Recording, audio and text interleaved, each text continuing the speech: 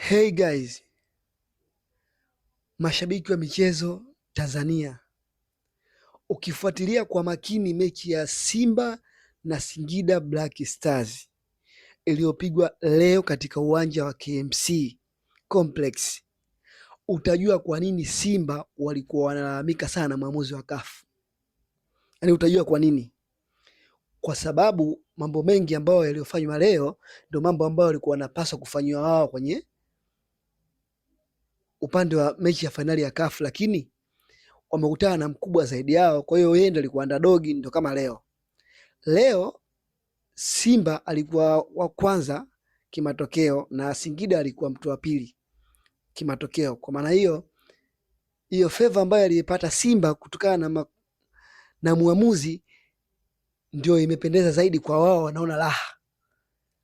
Lakini siku ile ya mechi yao dhidi ya Berkane walikuwa wamefanywa wao wanakasirika. Yaani hiyo ndio maana ya maumivu ya ukifanywa wewe kitu unajisikiaje?